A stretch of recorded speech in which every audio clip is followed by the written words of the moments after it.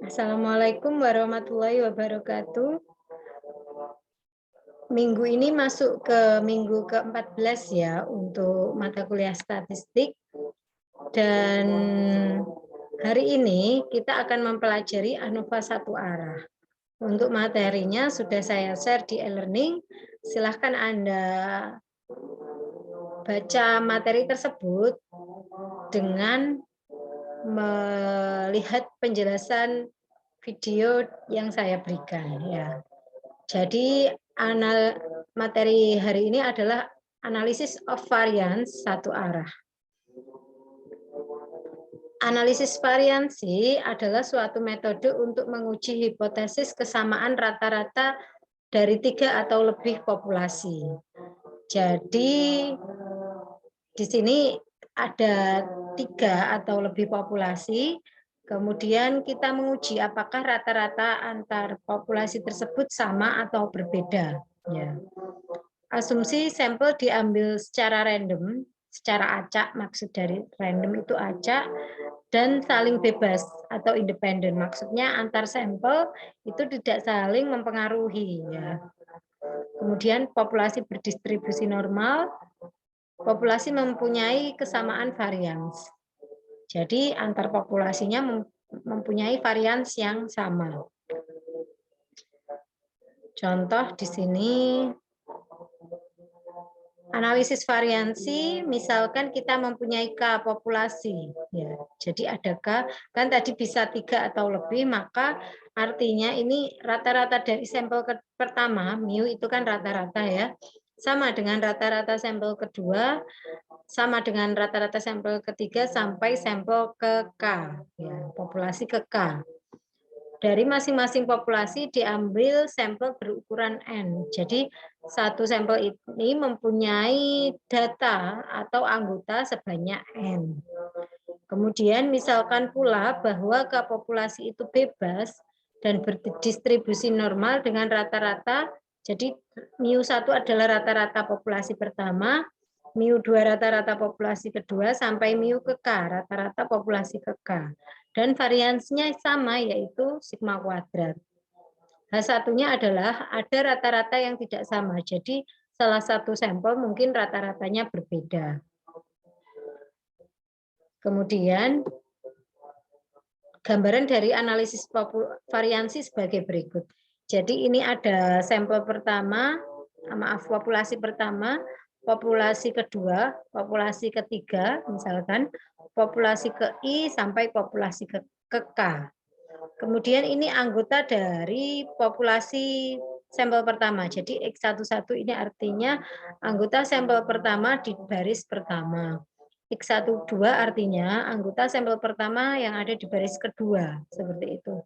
Sampai X1N artinya anggota sampel pertama yang berada di baris ke N. Kemudian T1 titik ini adalah total dari nilai sampel pertama, disebut T1 titik. Kemudian ini sampel kedua, X21 artinya anggota sampel kedua yang ada di urutan pertama. X22 artinya anggota sampel kedua yang berada di urutan kedua. X2N artinya anggota sampel kedua yang berada di urutan ke N.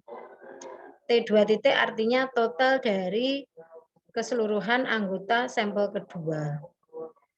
Begitu juga I, XI1 artinya anggota sampel ke I yang berada di urutan 1.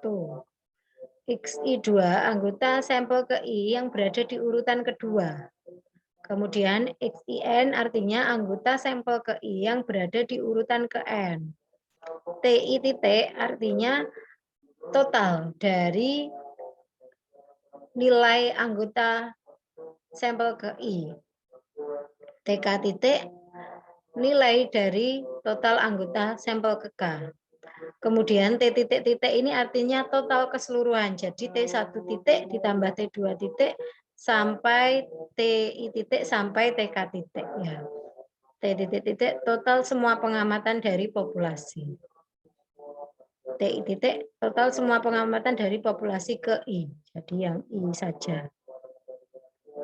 Oke, selanjutnya rumus untuk menghitung kuadratnya. Jadi nanti di dalam ANOVA itu ada tabel ANOVA seperti ini ya.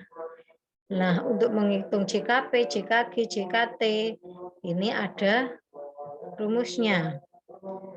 Sama dengan XIJ kuadrat, di mana I berjalan dari 1 sampai K, C berjalan dari 1 sampai N, dikurangi T titik-titik kuadrat per N min K, N kali K. Jadi XIJ kuadrat ini adalah nilai pengamatan per anggota populasi. Jadi ini kan berjalan dari K, kemudian berjalan dari N, maka XIJ titik itu X11 dikuadratkan, X21 dikuadratkan, masing-masing dikuadratkan kemudian dijumlahkan. Ya. Ini karena ada sigma di sini. Kemudian dikurangi T titik-titik kuadrat, artinya total keseluruhan ini dikuadratkan, dibagi N min K, N kali K. N ini adalah jumlahnya sampel, di sini banyaknya data sampel, K-nya adalah banyaknya populasi. Ya, ini K. N ini. Kemudian diperoleh nanti nilai JKT-nya. Kemudian JKP, jumlah kuadrat perlakuan. Total dari TI titik kuadrat. TI titik kuadrat itu yang ini, T1 titik, T2 titik, sampai TK titik. Jadi masing-masing dikuadratkan, kemudian dijumlahkan. Dibagi N banyaknya data, dikurangi T titik-titik kuadrat, artinya total keseluruhan dikuadratkan, dibagi N kali K. N banyaknya data, K banyaknya populasi. Kemudian JKG, jumlah kuadrat galat, yaitu JKT yang ini dikurangi nilai JKP. Yang ini JKP. Oke, untuk lebih kemudian kita membuat tabel ANOVA setelah mencari nilai dari rumus ini. Dibuat tabel ANOVA yaitu sebagai berikut. Di sini dibuat tabel di mana kolomnya ada sumber variansi, isinya adalah perlakuan galat total. Jadi JKP tadi adalah jumlah kuadrat perlakuan. JKG adalah jumlah kuadrat galat. JKT adalah jumlah kuadrat total. Kemudian derajat bebasnya K-1, banyaknya populasi dikurangi 1. Galat, untuk galat K kali N-1, banyaknya populasi dikalikan banyaknya data dikurangi 1, total N-K-1. JKP, JKG, JKT diperoleh dari rumus yang tadi. Kemudian kuadrat rata-rata, KRP. KRP adalah JKP ini dibagi dengan derajat bebasnya, KRG. Kuadrat rata-rata galat ya, maksudnya artinya JKG ini dibagi dengan derajat bebasnya. Kemudian nanti yang terakhir adalah mencari F hitung, yaitu KRP dibagi KRG.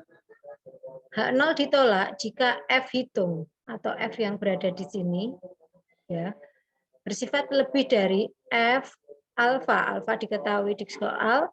Derajat bebas pertama adalah K-1, yaitu populasi dikurangi 1. Derajat bebas kedua adalah K kali N-1. Banyaknya populasi dikalikan banyaknya data dikurangi 1.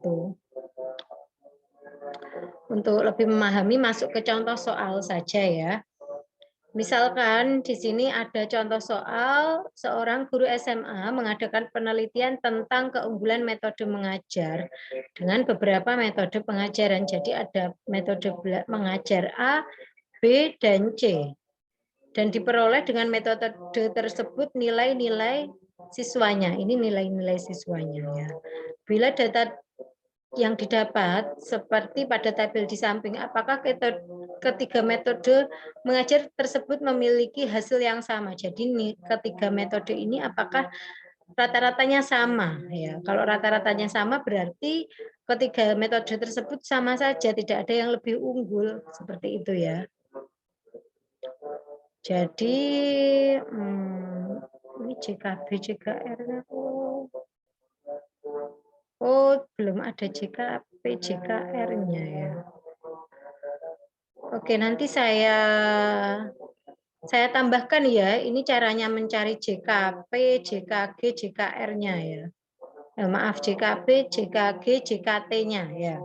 Nanti saya tambahkan. Jadi ini nanti dicari dengan rumus. Jadi harus membuat tabel seperti ini dulu ya. Harus dibuat tabel seperti ini, kemudian di total masing-masing. Jadi ini nanti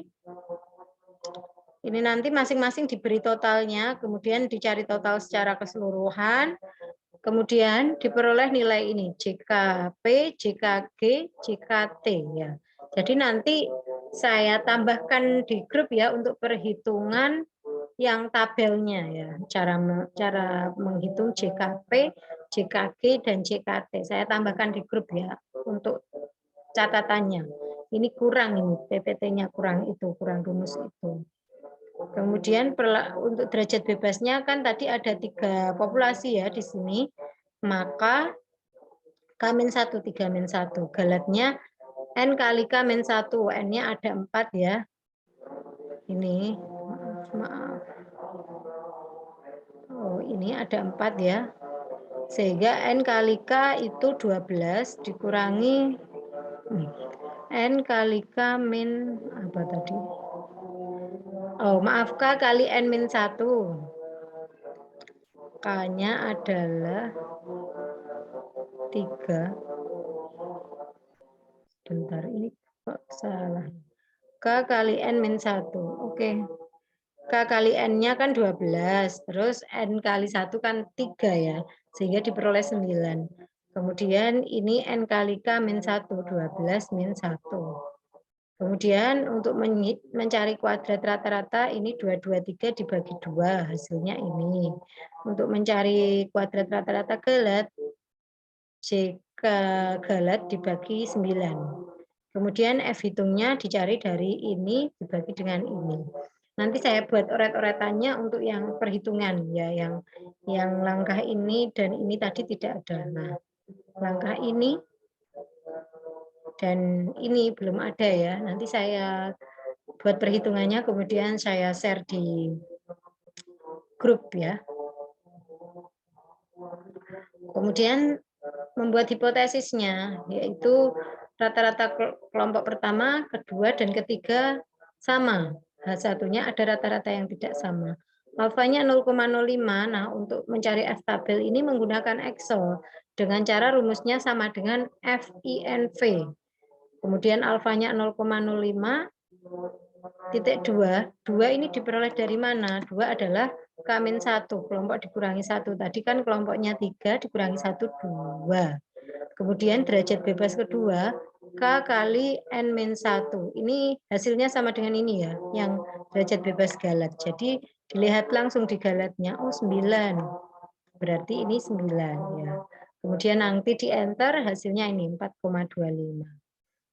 Tadi kan nilai F-nya 6,209.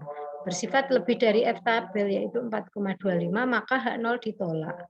Kalau H0 ditolak berarti ada rata-rata nilai kelompok yang berbeda atau H1 dijadikan sebagai kesimpulan. Kemudian ini soal ini tidak perlu Anda kerjakan, tapi ini mungkin akan saya keluarkan di UAS ya. Jadi silahkan dipelajari soal ini. Jika ada pertanyaan silahkan ditanyakan. Untuk yang ini tadi ya, sebelum ini kan ada langkah ya seharusnya, yaitu langkah mencari tabel, yaitu T titik-titik untuk mencari totalnya dan memasukkan rumus JKP, JKG, dan JKT. Nanti saya beri coretan dan saya susulkan di grup ya. Oke, sampai di sini silahkan Anda tanyakan apa yang kurang dipahami. Dan jangan lupa ini soalnya kemungkinan saya keluarkan di UAS. Silahkan Anda pelajari soal ini ya. Oke, saya rasa cukup. Terima kasih. Wassalamualaikum warahmatullahi wabarakatuh.